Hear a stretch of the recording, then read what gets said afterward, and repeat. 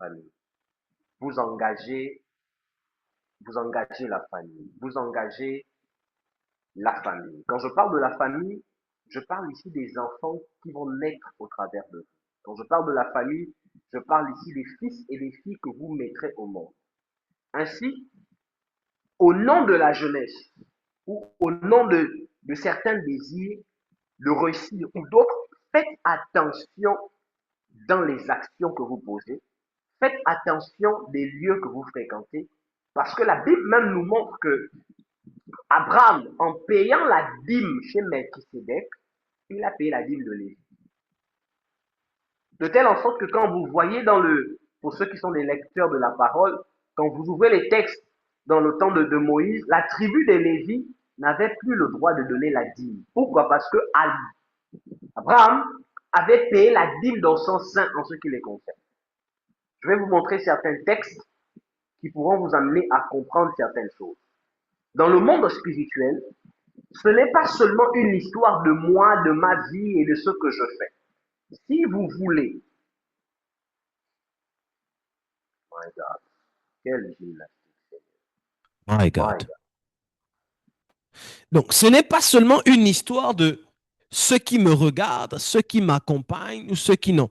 Si vous voulez, je commence par là directement, si vous voulez changer l'avenir de votre famille, vous devez être conscient des actions que vous devez poser dans le présent. La prière seulement ne change pas l'avenir de la famille. Et c'est là où beaucoup de personnes ont du mal à voir des changements. Vous voulez que votre famille soit différente. Quand je dis votre famille, je parle des enfants qui viennent de vous. Je parle des enfants que vous avez naquis. Vous ne pouvez pas vouloir apporter un changement, mais vous comporter de la même manière que les autres. Parce que les mêmes causes produisent les mêmes effets. Les mêmes causes produisent les mêmes effets. Si vous voulez les changements, si vous voulez des choses, apporter une transformation dans certaines choses, vous devez vous-même d'abord commencer par vous comporter différemment. Revenons dans le contexte. Merci Saint-Esprit. Mon esprit est en train de revenir ici. J'ai été distrait un moment à cause de ça. Donc, par un seul homme, le péché est entré dans le monde. Romains chapitre 5, verset 12. Par un seul homme. Les premiers, pour ceux qui prennent note, premier point. Le premier point qui peut engendrer des luttes et constituer l'origine des combats et apporter des luttes, l'origine des combats de famille et apporter des luttes dans la vie de beaucoup de personnes, c'est le principe de l'idolâtrie. L'idolâtrie. On en a parlé une fois. Via le canal des autels. C'est quoi l'idolâtrie? Qui a une idée sur ce que c'est l'idolâtrie? C'est quoi l'idolâtrie? Allons-y, c'est quoi l'idolâtrie?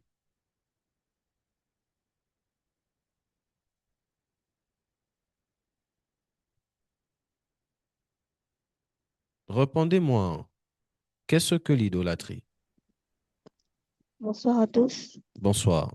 Pour moi, l'idolâtrie, c'est concentrer toute son énergie, son adoration vers une entité ou une chose qui n'est autre que Dieu. Concentrer toute son énergie, toute son adoration, c'est ça? Vers une entité autre que Dieu. Très bien. Oh, merci Saint-Esprit. J'aime comme mon esprit s'ouvre ici. Quelqu'un d'autre? Olivia, c'est quoi l'idolâtrie?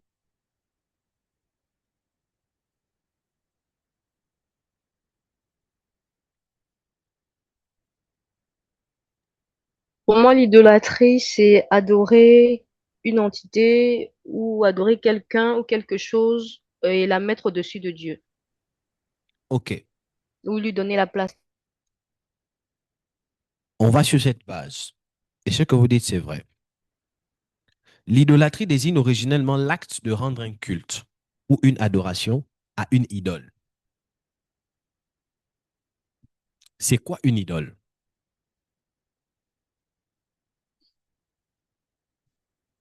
C'est quoi une idole?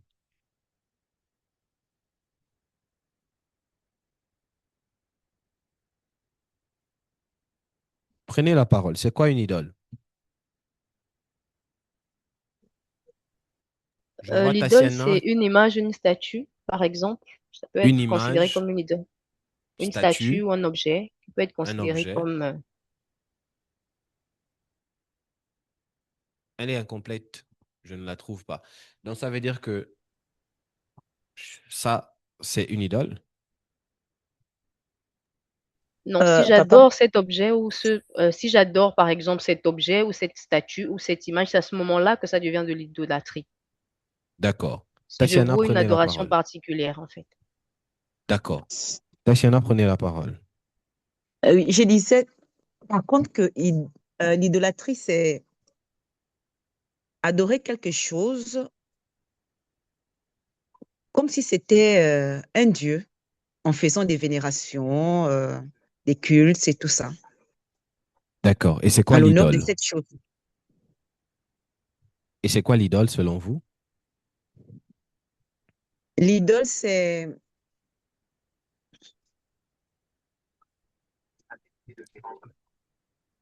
Et pourtant, c'est c'est aussi simple. une forme de vénération aussi, hein.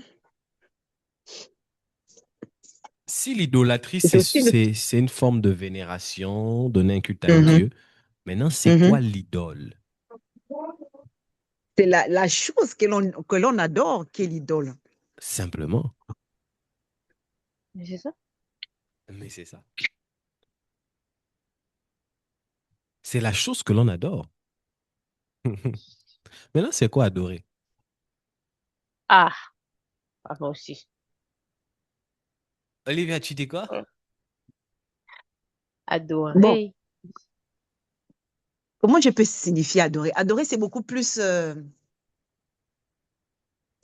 élever la chose, élever, honorer la chose, au fait, le mettre un peu supérieur à Dieu. Comment dirais-je? Le Parlez rendre plus seulement. grand que le bon Dieu, au fait. Adorer, c'est de le rendre au-dessus. Comme on dit, comme on adore Dieu, le mettre au-dessus de toute chose, en faisant Hmm, les louanges, les, en montrant la grandeur de la chose, au fait. ok, ça commence à venir. Vous allez comprendre beaucoup de choses. Qui d'autre? C'est quoi adorer? On a défini l'idolâtrie, on a défini l'idole. C'est quoi adorer? Montaigne a dit, c'est élever la chose au-dessus du grand Dieu. Très bien. Qui donne une autre définition? Active ton micro, parle. Papa, je peux parler. l'adoration est une forme de sacrifice. D'accord. Maman dit c'est une forme de sacrifice. Maman Candy, parlez. Papa, adorer, c'est... On peut rendre culte, non? Ah, ah. Non, mais tu me poses encore la question. C'est toi qui Lui parles, rendre non? culte, par exemple, papa. Ok. Rendre culte. Oui, je suis d'accord. L'adoration, c'est le fait de rendre culte. Et là, même encore, je suis totalement d'accord. L'adoration, c'est le fait de rendre culte. Mais c'est quoi rendre culte?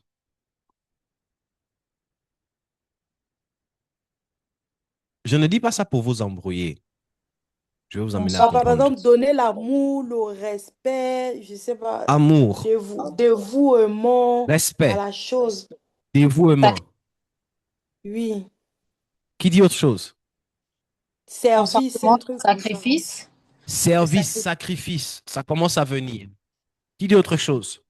Pardon?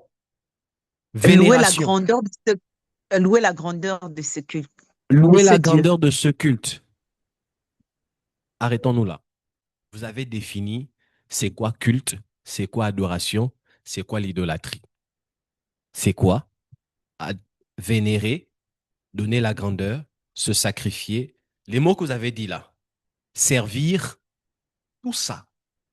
Maintenant, parenthèse d'abord que j'ouvre. Asseyons-nous. Est-ce que maintenant vous arrivez à comprendre pourquoi Jésus dit trouverai-je de la foi sur la terre à mon retour? L'inquiétude de Jésus. Parce qu'aujourd'hui, il est très facile de devenir idolâtre. Si l'idolâtrie se résume à ce que vous avez, ce qu'on a dit là, je suis totalement d'accord. Accorder de l'importance, donner du temps, donner de la grandeur, donner de la place. Quand on regarde la façon dont on vit le christianisme aujourd'hui, la façon dont on griffe, on dit qu'on aime Dieu aujourd'hui, est-ce que vous pensez que Dieu a réellement suffisamment de la place dans nos cœurs, dans nos activités, que autre chose? Si vous êtes honnête avec vous, plusieurs, vous allez vous rendre compte que vous êtes devenu idolâtre du travail, vous êtes devenu idolâtre du mariage, vous êtes devenu idolâtre des enfants, plus que Dieu. Au point où quand vous allez à l'église, c'est d'abord ce que vous cherchez, mais vous ne cherchez pas Dieu pour ce qu'il est. Parce que c'est d'abord ce que vous mettez en haut. C'est bizarre à accepter. C'est difficile à comprendre, mais c'est vrai. Et ça fait même en sorte que quand Dieu vous donne le travail que vous vouliez, c'est à cause de ce travail-là même que vous n'aviez plus le temps de venir à l'église et de prier Dieu. Oh papa, je suis fatigué. On travaille du lundi au vendredi là. Oh papa, les samedis et les dimanches, c'est les seuls jours où je peux faire du shopping, m'occuper de monsieur. Ah, vraiment, papa, faut m'excuser. Mais c'est difficile, papa, faut m'excuser.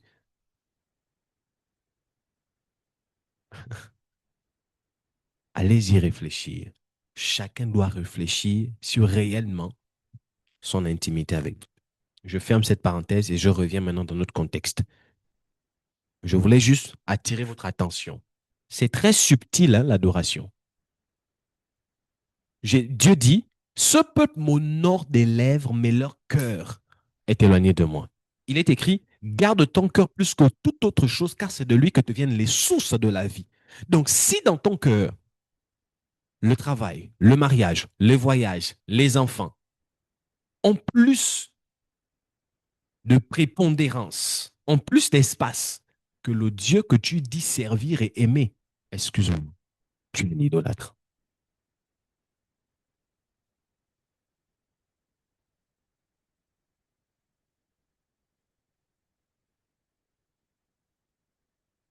Claire? D'accord.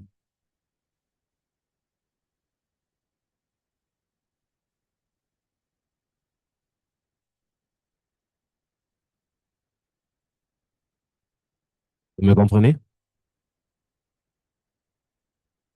Amen. D'accord. Maintenant, dans quel contexte l'idolâtrie est dangereuse? Premièrement, d'abord, Dieu n'aime pas les idolâtres. Quand vous ouvrez les textes, vous vous rendez compte que l'une des choses, on est dans Nombre chapitre 25, versets 1 à 9. Allez-y lire et vous comprendrez.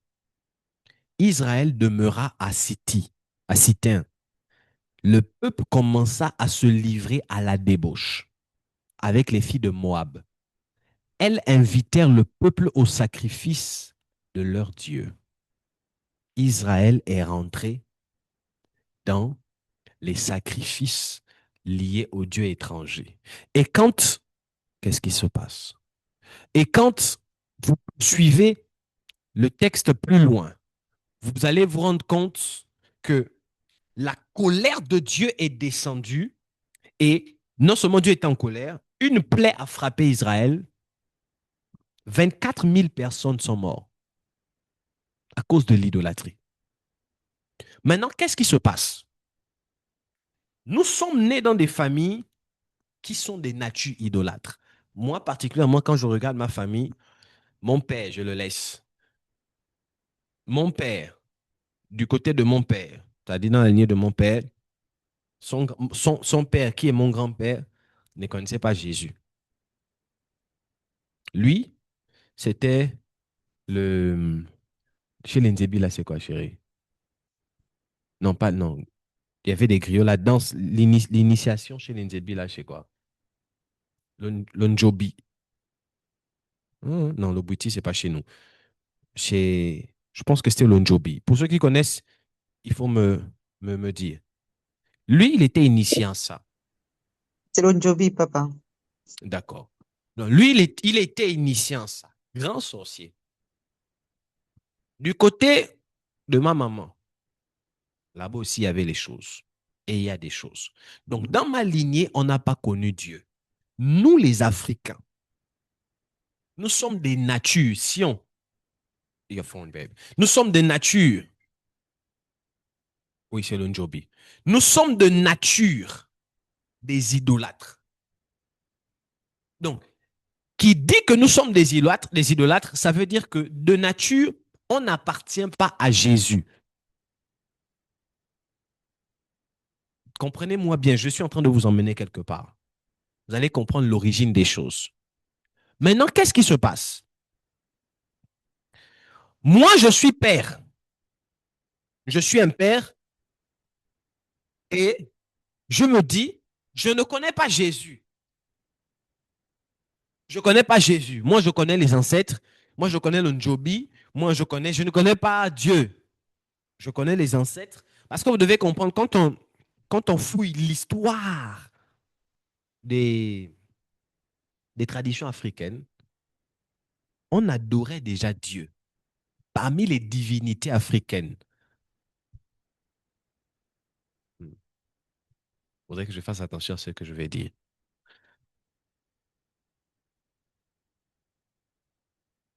Il y avait, dans l'histoire africaine, et même dans certaines cultures, quand vous montez, vous allez vous rendre compte que on avait la conscience du Dieu suprême, sans connaître qui il était. Et on le mélangeait avec beaucoup de choses. Après, la notion des ancêtres sont rentrées. Beaucoup de choses sont arrivées. Le diable a su s'infiltrer là-dedans. Donc, depuis la base, nous ne connaissons pas Dieu concrètement au nom de Jésus. On ne connaît pas Dieu. On connaît les esprits des forêts. On connaît l'Onjobi. On connaît les esprits des eaux. Maintenant, moi, je suis père. Je me dis, dans la conscience, parce que vous devez comprendre que aucune personne ne va faire la sorcellerie avec le but de d'abord détruire la famille. Le premier désir, c'est lequel? C'est protéger la famille. Donc, avant qu'on entende parler de Jésus, Jésus là, ceux qui sont dans les villages là, ils font la spiritualité en griffe pour protéger la famille. Donc, tu sais qu'il y a des esprits des eaux, tu sais qu'il y a des esprits des forêts. Imaginez-vous, un esprit des eaux vous propose de rendre votre famille prospère. Au détriment, en retour, toi, tu leur donnes les filles. Vous êtes dans une phase où vous faites des alliances avec des esprits des forêts, ou bien des alliances avec des esprits des eaux, des alliances avec des esprits du soleil, peu importe, ou bien avec le Njobi, ou bien avec le Bouti. Et là, l'objectif, c'est quoi? C'est de pouvoir promouvoir la famille. Comment ça se faisait dans les temps? Je vous mets dans le contexte. La majorité, on est africain. En Martinique, pour ma fille, maman Lucienne, et tous vous qui êtes en Europe, vous allez essayer de me comprendre. On vient d'abord dans un contexte de culture. Auparavant, surtout chez nous, ça existe encore aujourd'hui en Afrique, c'est la chasse, la cueillette, les plantations aujourd'hui, on parle des plantations et consorts. Et avant, comment ça se faisait? Que la grand-mère puisse réussir dans ses plantations, il faudrait qu'elle puisse avoir un génie des forêts. Pour que le grand-père puisse être très bon dans la pêche, il faudrait qu'il y ait un génie des eaux. N'avez-vous jamais entendu des histoires dans lesquelles les familles, il y a des familles des pêcheurs, il y a des familles des pêcheurs, des familles de ceux qui font l'élevage, il y a des familles de ceux qui font... Vous n'avez jamais vu ça dans l'histoire? Ça existe jusqu'aujourd'hui. Et aujourd'hui, même dans certains pays, même dans mon village, ça existe. Il y a des familles dans lesquelles, eux, ils ne peuvent pas mourir dans les eaux. Eux, c'est seulement la nuit qu'eux, ils vont pêcher. Ils peuvent te faire la nuit, ils vont pêcher dans les pirogues. Ils te font des jours sur les pirogues. Eux, ils ne croient pas en Dieu. et croyez aux esprits des eaux. Il y a des familles dans lesquelles ça existe encore chez nous. Où, quand tu es un enfant du village, tu es né dans le village, pour savoir si tu es réellement un enfant de village, on te prend, on te jette dans l'eau. Si tu rentres dans l'eau, imaginez-vous un nouveau-né, on prend, on jette dans l'eau. S'il rentre, c'est qu'il n'est pas l'enfant du village. Il doit flotter. Tous les enfants du village ne peuvent pas mourir dans les eaux.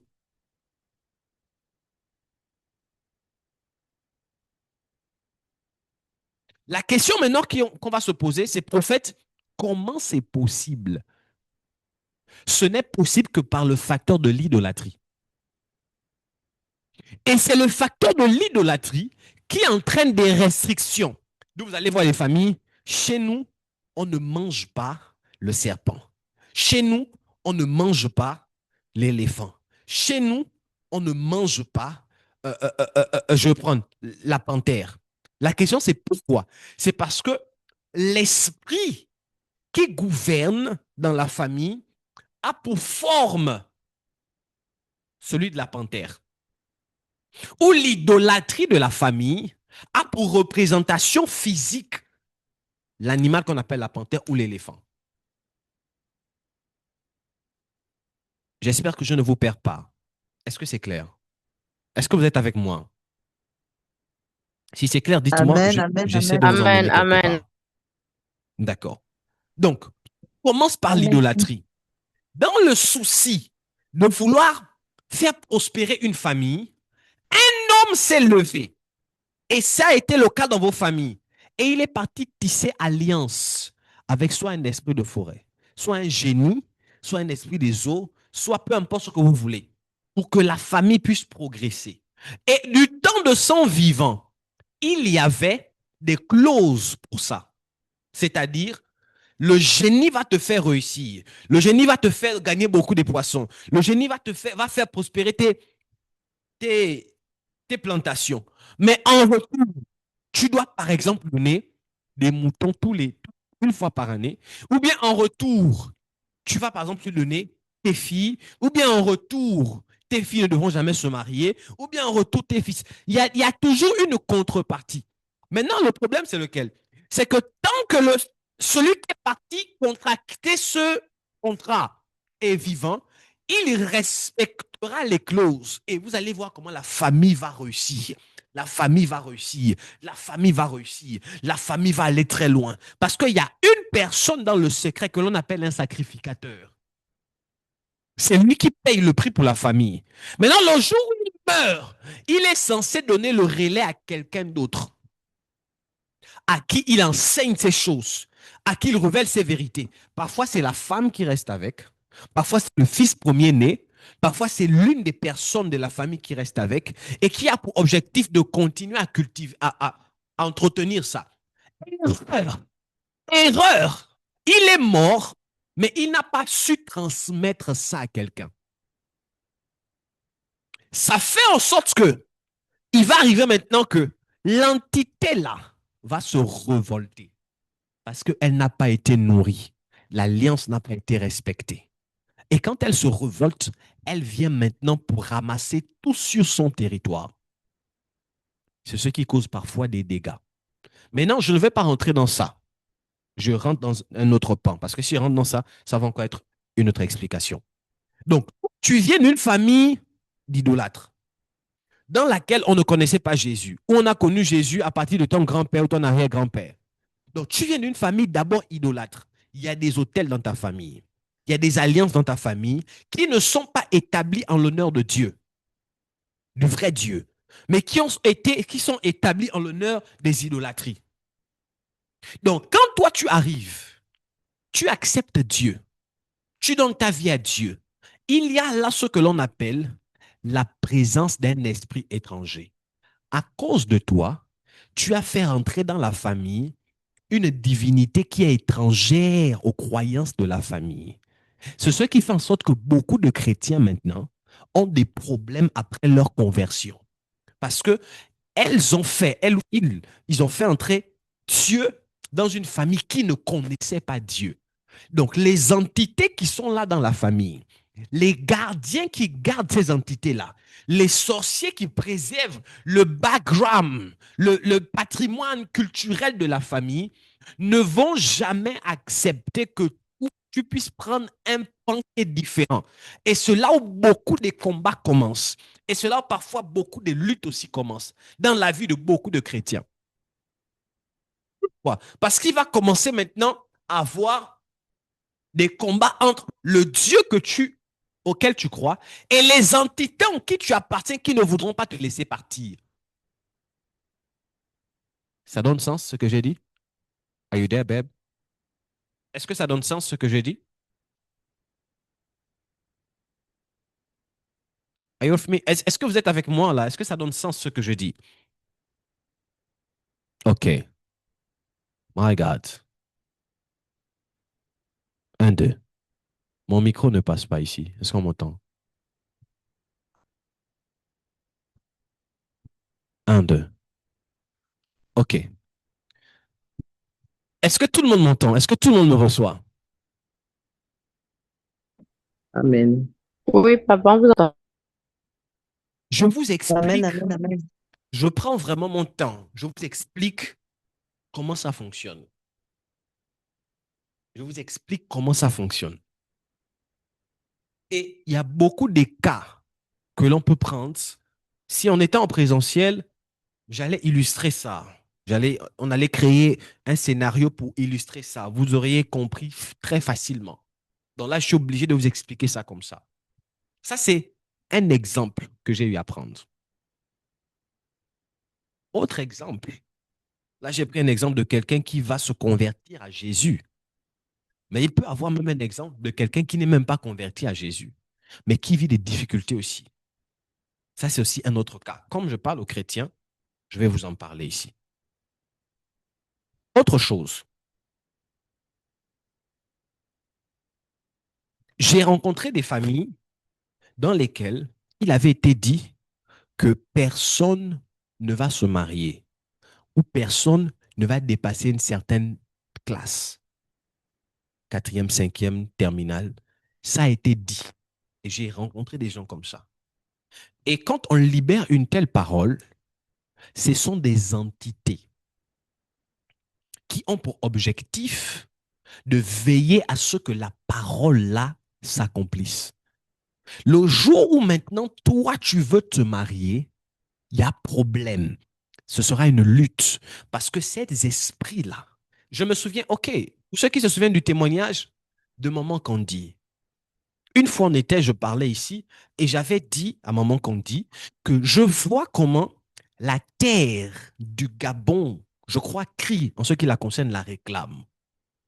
On priait par rapport à ces enfants auxquels Dieu a eu à faire grâce. Il y a une action que je l'avais demandé de poser afin de sortir de là. Vous devez comprendre une chose. Dans le monde spirituel, la terre, en fonction des restrictions qu'elle a eu à entendre, a la capacité de vous réclamer. Et qu'est-ce qui donne à la terre de vous réclamer? Ça peut être une parole qui est libérée ou un hôtel qui est bâti. Mais aucune parole libérée ne peut être libérée s'il n'y a pas d'abord un hôtel bâti. Quand vous lisez Jérémie chapitre 22, Jérémie 22, verset 29, la Bible dit, c'est Dieu qui dit à Jérémie, il a dit, ordonne à ce que cet homme soit privé d'enfant. Jérémie parle. Jérémie dit, terre, terre, terre. Que cet homme soit privé d'enfants. Jérémie donne une instruction à la terre afin que la terre puisse maudire un homme.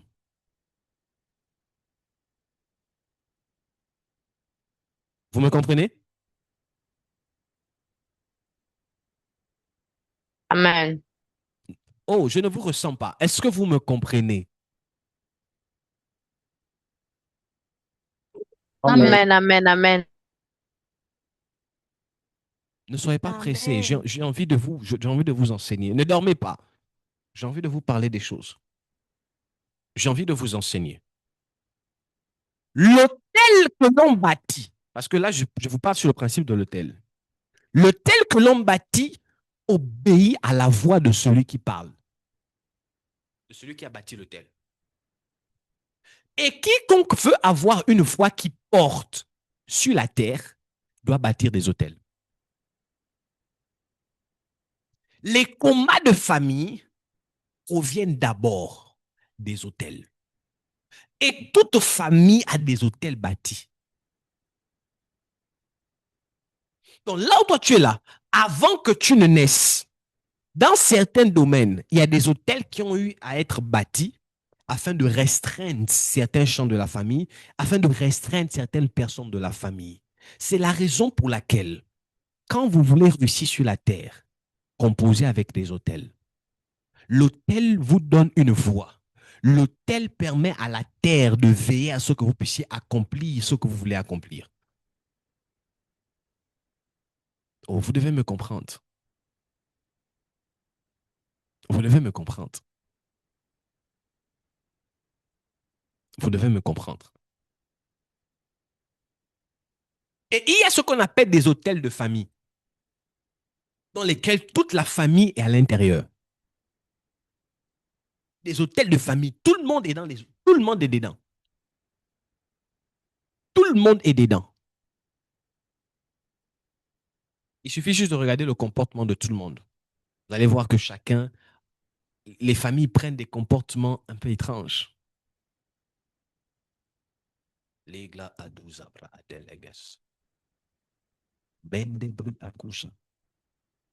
combats de famille ont pour origine les hôtels de famille.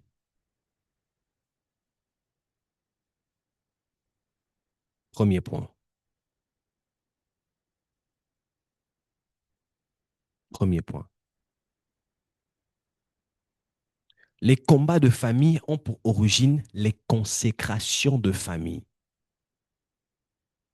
Dans le premier point des hôtels, vous trouverez ça encore dans Juge chapitre 6. Gédéon se plaint. Il dit, mais où sont les miracles que nous ont parlé nos pères? Il se plaint à l'ange, parce que l'ange lui dit, bonjour, vaillant héros. Et maintenant, l'ange lui explique que vous ne vivez pas ces miracles-là parce que il y a un hôtel de Baal qui a été bâti par tes pères. Et l'hôtel de Baal emmène des répercussions étrangères. Si dans votre famille, merci Saint-Esprit, il y a une interdiction par rapport au mariage, ce n'est pas la prière qui te donnera d'avoir accès au mariage, c'est l'autel. Si dans votre famille, il y a une interdiction par rapport à la réussite, si tu veux réussir, ce n'est pas la prière seulement, c'est les sacrifices et les autels. Mmh. Mmh. Mmh. La terre a pour objectif de faire réussir ceux qui sacrifient. La terre fait réussir en son sein ceux qui sacrifient. Donc, tu peux être chrétien si avant toi, il y a des prédécesseurs de ta famille qui ont sacrifié pour empêcher ton mariage, pour empêcher ton succès, pour empêcher ton évolution. Parce que ces personnes ont eu à sacrifier. Tes prières seules ne suffiront pas. Si tu veux sortir des répétitions et de la souffrance de famille, tu dois sacrifier.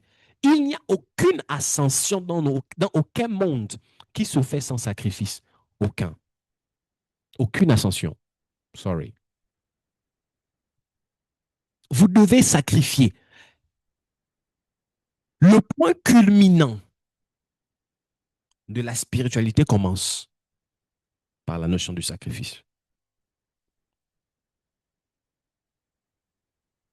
Demain, j'ai envie de passer à autre chose. Je vais vraiment vous expliquer ça.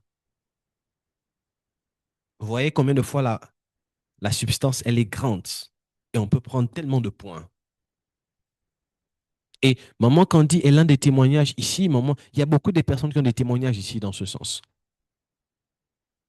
Il y a beaucoup de personnes qui ont des témoignages ici dans ce sens. Là maintenant, on est dans le contexte, je suis dans le contexte des luttes. Des luttes. Parce qu'on a dit que lorsqu'on parle de combat spirituel, on parle des luttes, on parle de souffrances, on parle de beaucoup de choses. Regardez ce que la Bible dit. Romains chapitre 12. Est-ce qu'on peut m'aider? Rapidement, Romains 12, Romains 12, Romains 12, Romains 12, Romains 12, Romains 12, verset 2, 3, je crois. Romains 12, la Bible déclare ceci. Ne vous conformez pas au siècle présent, mais soyez transformés par le renouvellement de l'intelligence, afin que vous discerniez quelle est la volonté de Dieu, ce qui est bon, agréable et parfait. Par la grâce de Dieu qui m'a été donnée, je dis à Prends le chacun de verset vous, 1. verset 1, Écoutez. je vous exhorte donc, frères, par les compassions de Dieu, à offrir vos corps comme un sacrifice vivant. Stop. L'apôtre Paul commence par Romains 12 et la première chose à laquelle il nous parle, c'est d'abord la notion du sacrifice. Il dit offrez vos corps comme un sacrifice vivant. Après, il dit quoi? Saint, agréable à Dieu, Comment? ce qui sera de votre part un culte Stop. raisonnable. Ce qui sera de votre part un culte, autrement dit une adoration. Je l'ai dit hier ou avant-hier en parlant de la richesse. Je vous ai dit, on ne peut pas atteindre la prospérité financière sans l'adoration. On peut avoir de l'argent par le travail, mais la prospérité est la conséquence de l'adoration. Et quand l'apôtre Paul parle, il dit offrez vos corps comme un sacrifice, que cela soit un culte. En d'autres termes, veillez toute votre vie à servir Dieu. Continuez.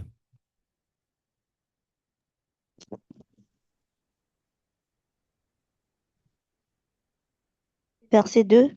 Ne vous conformez pas au siècle présent, mais soyez transformés par le renouvellement de l'intelligence. Ok. Je veux parler sur le deuxième point. Tout à l'heure, je vous ai parlé de l'autel. Je parle comme ça. Je ne suis même plus mes notes. Je vais selon que l'Esprit me donne de comprendre. Retenez que les combats de famille ont pour origine les autels bâtis dans nos familles. Des autels bâtis. Des pactes tissés dans nos familles.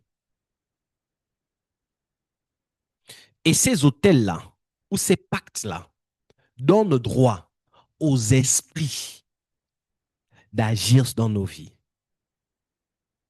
Si moi, en tant que père, je tisse un pacte avec le monde des ténèbres, tous les enfants qui naîtront de moi, le monde de ténèbres a droit sur eux.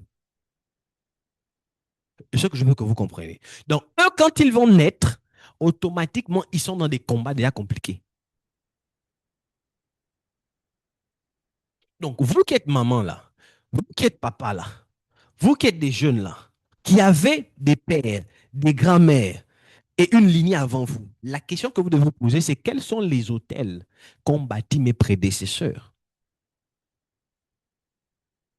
Parce que l'autel ne s'efface jamais. Ne pensez pas qu'à cause de la durée, quand vous remontez, non papa, moi, mon père était chrétien. Moi, mon grand-père était chrétien. Mais avant lui. Deuxièmement, même s'ils étaient chrétiens, il y a un autre facteur qui est le facteur du sang. Les actions que l'on pose. Je n'ai pas eu le temps de préparer ce texte, mais je vais vous donner ça comme ça. Je vous ai dit hier qu'il y a des esprits qui se cachent derrière des caractères et des comportements.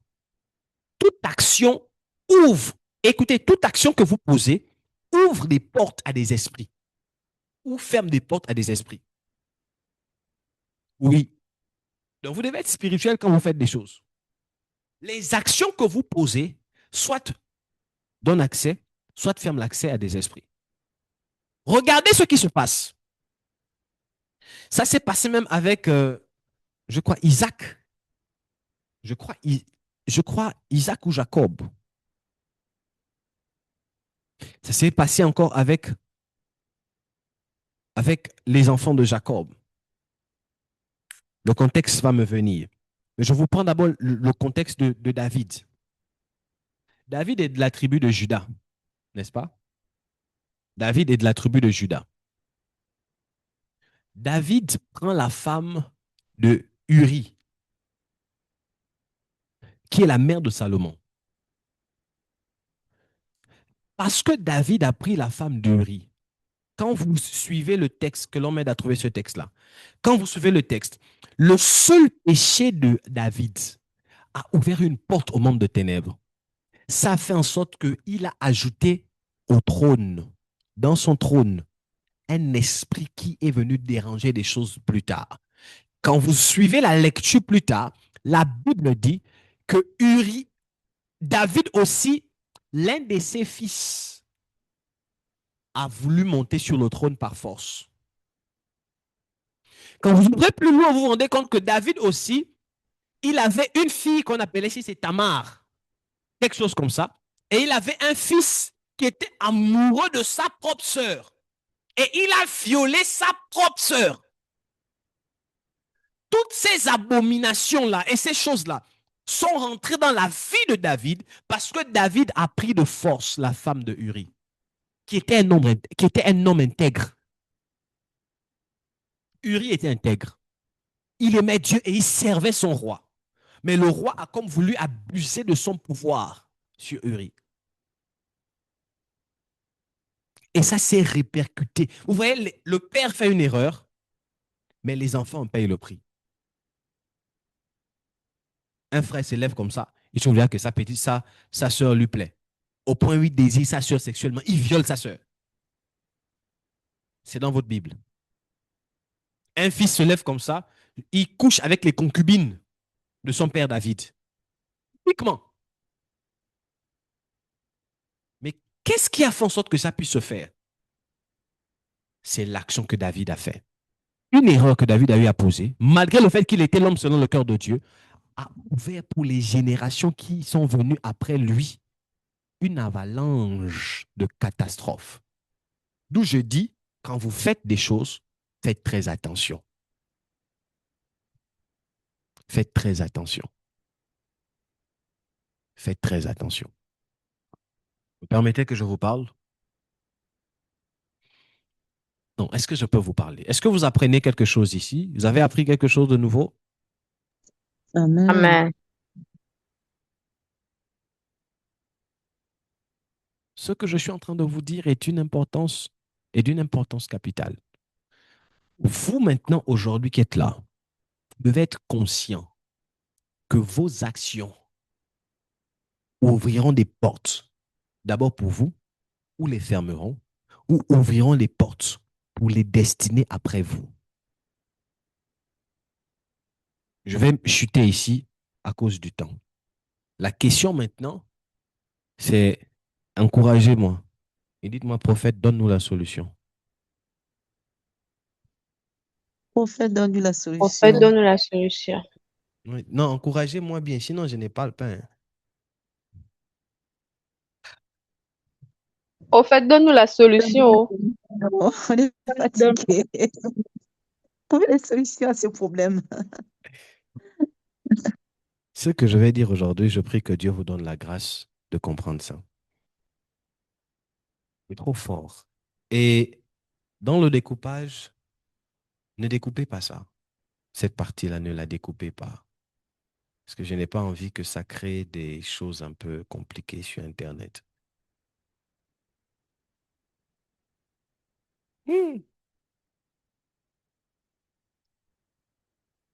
Oh my God.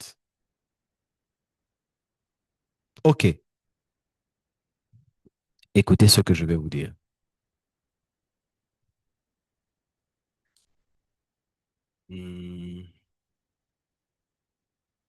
Ça peut être mal perçu, mais je suis prophète et je suis un homme spirituel.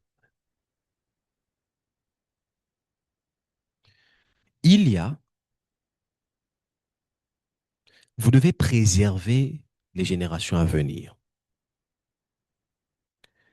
Je vais aller bref, directly, droit au but. Aujourd'hui, c'est mercredi.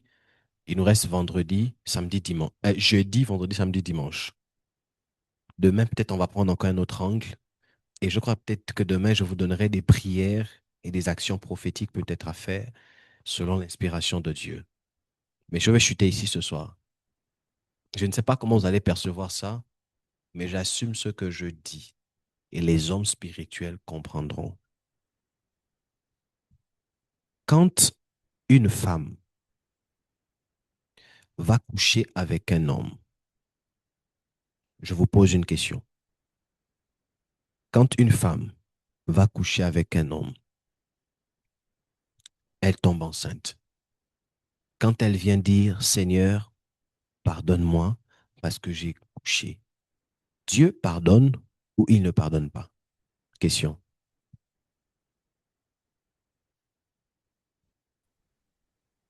Répondez-moi. Dieu pardonne. Et Dieu pardonne. pardonne. Il est Dieu amour. pardonne. Il est amour. Mais est-ce que le pardon de Dieu annule la grossesse? Non, papa. Non, Non, papa. Non, n'est-ce pas? Il y a une loi. Hmm? Comme, je vous donne, faites ce que vous voulez. Si vous voulez découper ça, découpez ça. J'assume ce que je vais dire. Il y a une loi. C'est la loi de la sémence et de la récolte. Je reprends. La loi de la semence et de la récolte. Dans le principe de la loi de la semence et de la récolte, tu récoltes ce que tu mets en terre. On est d'accord? Je vous emmène quelque part. Wouh! Amen, amen, amen. Je vous emmène quelque part. Vous allez me comprendre. Tu récoltes ce que tu mets en terre. Si tu mets en terre de l'ananas, tu vas récolter de l'ananas.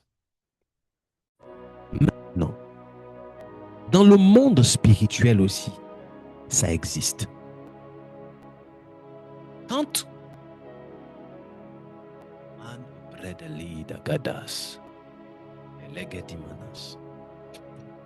quand vous êtes dans une famille,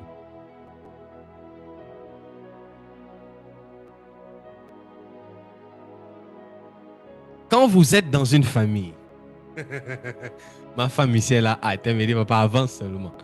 J'ai réfléchi. Quand vous êtes dans une famille et que vous vivez des réalités, écoutez-moi, vous vivez des réalités. Si vous voulez sortir de ces réalités, le principe universel qui peut vous aider à sortir de ces réalités, c'est le principe des autels, le principe des sacrifices. Autant que vous pourrez, bâtissez des autels, faites des sacrifices, dans le but de vous aider à atteindre les objectifs que vous voulez atteindre. Je commence par là. Ah, c'est la phase, c'est petit A. Bâtissez des hôtels. Ne vous amusez pas avec. Bâtissez des hôtels. Faites des sacrifices. Faites des sacrifices pour réussir. On a vu un texte ici, je crois que c'est dans Nombre, où on parle des sacrifices de prospérité. S'il n'y a jamais eu des personnes riches dans votre famille et que vous voulez devenir riche, faites des sacrifices.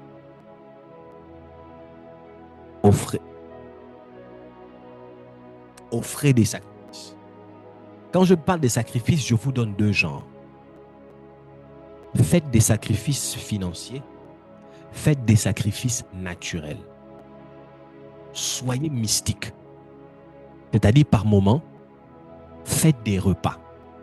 Invitez les membres de la famille ou invitez des gens du quartier. Ce sont des sacrifices. Mangez. C'est le petit A. Ça, c'est si vous vivez des choses. Composez avec ça. Je n'ai pas le temps de vraiment rentrer en détail. Parce que plus je parle, plus ça s'ouvre. Faites des sacrifices. Vos entrailles sont bloquées. Faites des sacrifices. Vous vous battez par rapport au mariage. Faites des sacrifices. Vous voulez entrer dans une dimension de prospérité. Bâtissez un hôtel et faites des sacrifices. Faites des repas. Invitez des gens à manger. Quand les gens mangent, quand les gens sont rassasiés, après, demandez-leur juste de prier pour vous. Faites des sacrifices. Quand vous voyez des églises, malheureusement, moi j'ai grandi dans l'Alliance chrétienne, eux ils font des choses.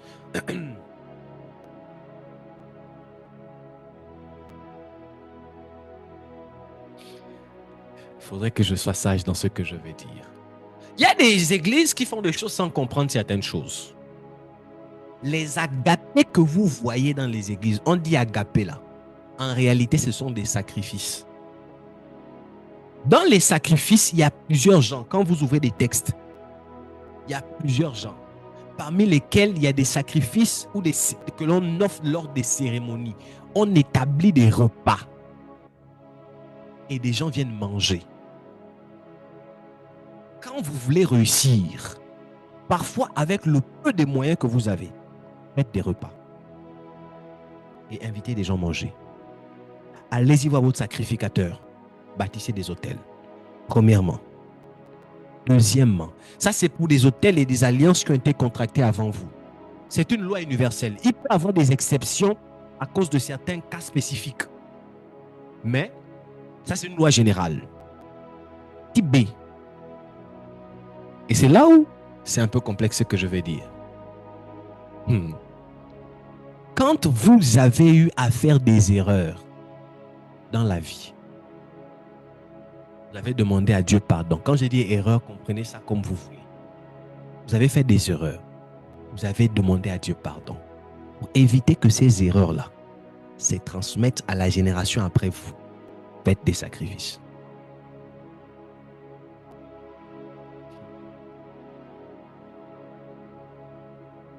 Il y a beaucoup qui n'ont pas compris. Mais ce que j'ai dit, c'est très fort.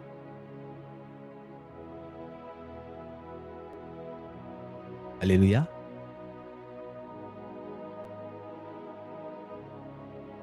Alléluia. Amen. Amen, amen, amen. Amen, papa. Je ne veux pas vous expliquer ça en profondeur. Ce que j'ai dit là, c'est clair. Vous m'avez compris? Oui, papa. Maman Tachena a Bien compris. compris. Si vous n'avez pas compris, là, c'est vous-même. Parce que je ne vais pas trop m'exposer en vous. Si vous n'avez pas compris, venez en inbox. Papa, je vais entretien. Ça, là, je n'ai pas compris. Je vous explique. C'est clair ce que j'ai dit.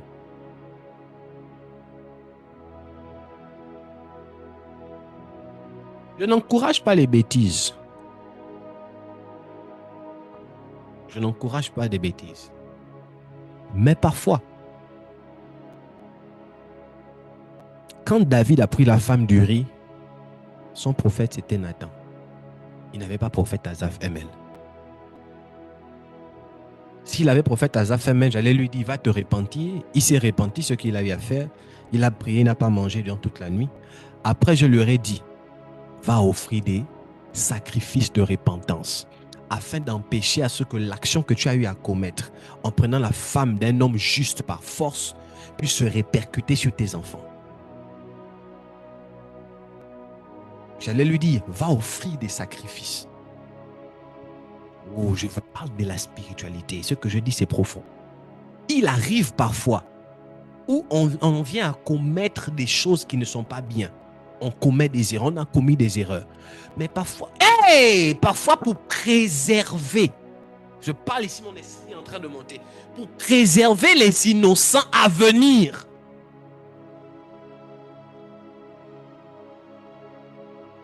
Prends autel, prends sacrifice. Parfois, on a fait des sacrifices qui ont blessé on a fait des erreurs qui ont blessé le cœur de plusieurs personnes. Parfois, pour que les cœurs soient restaurés, saigne, prends un sacrifice, bâtis. Pour que l'esprit qui est rentré par l'action que tu as eu à poser là, s'en aille. Je suis un homme spirituel et je sais de quoi je vous parle. Amen, amen, amen.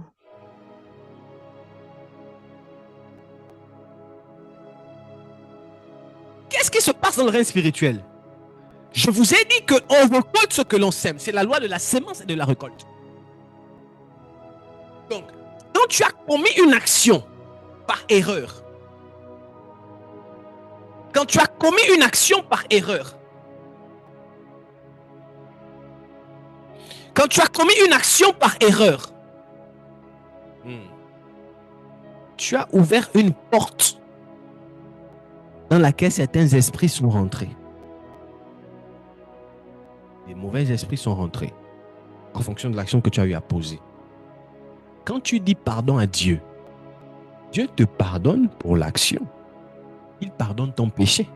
Mais les esprits que tu as donné accès là, ils sont toujours là. Dieu te pardonne et il te restaure, il te sanctifie.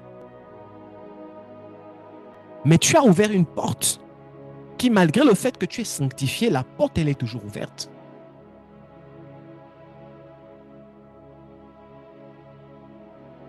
Maintenant, comment faire pour refermer cette porte-là? Prends un sacrifice, pas une offrande. Prends un sacrifice, va chez ton Dieu et dis à ton Dieu, j'ai commis une erreur, je sais que tu m'as pardonné. Mais au-delà du pardon, je veux la restaurer. Que les dégâts de celle-ci soient annulés. Papa, voici mon sacrifice. Qu'est-ce qui se produit dans le règne spirituel? Dieu maintenant va mandater des esprits pour restaurer ce que ton péché a commis. C'est la raison pour laquelle Adam a péché. Adam ne s'est pas repenti. Il a dit c'est Ève. Il ne s'est pas repenti. Qu'est-ce que Dieu fait pour réparer le péché d'Adam?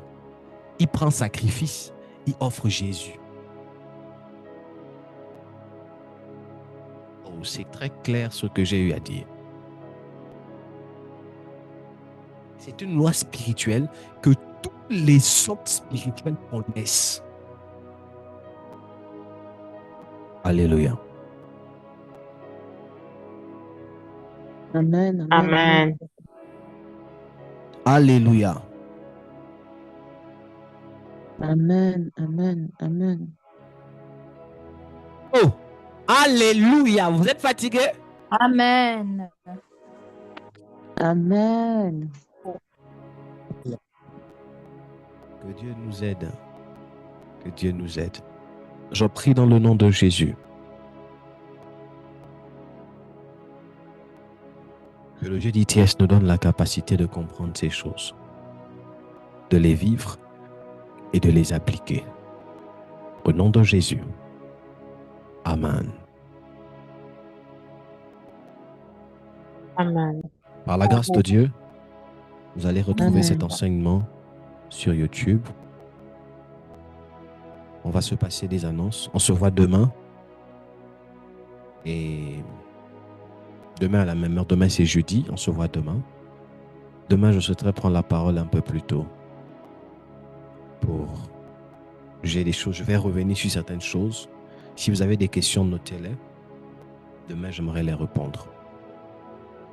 Je ne sais pas si vous avez... Moi-même, je vous enseigne, mon esprit tressaillit. Je ne sais pas si vous arrivez à comprendre ou si vous avez eu à comprendre ce que j'ai eu à vous dire ici. S'il y a des personnes qui ont des questions particulières, prenez rendez-vous et on va s'asseoir, on va discuter.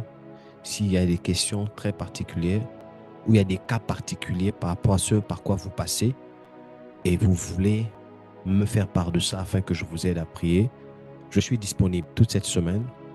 Prenez rendez-vous via le numéro et secrétarial.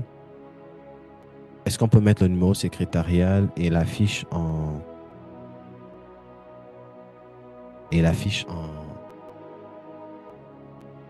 Même l'affiche des annonces dans le chat. On a eu un souci. L'équipe technique n'est pas au complet ce soir.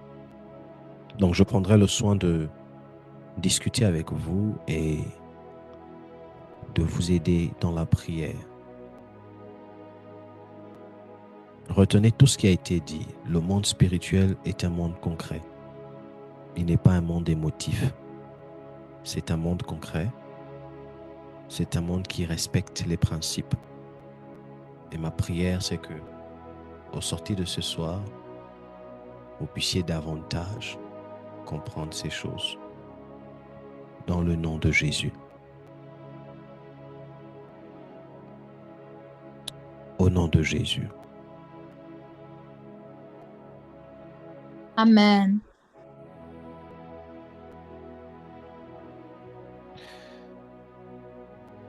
Je n'ai pas la fiche des offrandes ici.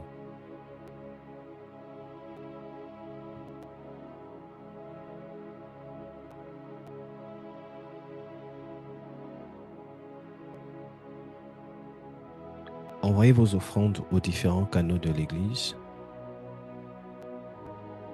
Pour ceux qui les ont, pour ceux qui ne les ont pas, demain, vous les aurez. Je n'ai pas la fiche des offrandes ici actuellement, malheureusement. Je prie pour ce soir. Je prie dans le nom de Jésus que le Dieu d'ITS vous garde et qu'il vous fasse énormément de bien. Ma prière dans le nom de Jésus, c'est que sorti de ces moments, vous ne puissiez pas sortir de ces moments autant pour moi comme vous êtes centrés. Que la compréhension soit votre partage. Que la compréhension des textes soit votre partage.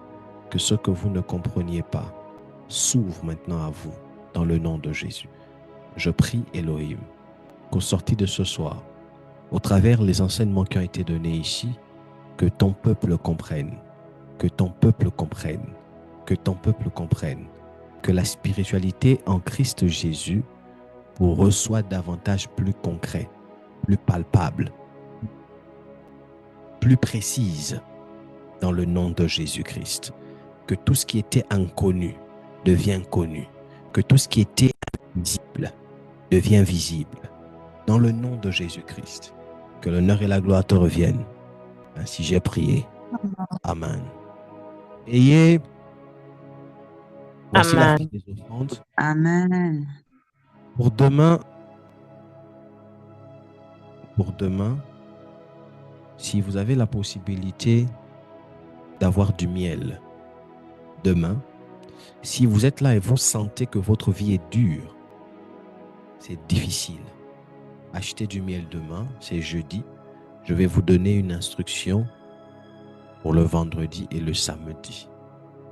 Une instruction que vous aurez à faire. C'est une prière prophétique et pratique que vous aurez à faire.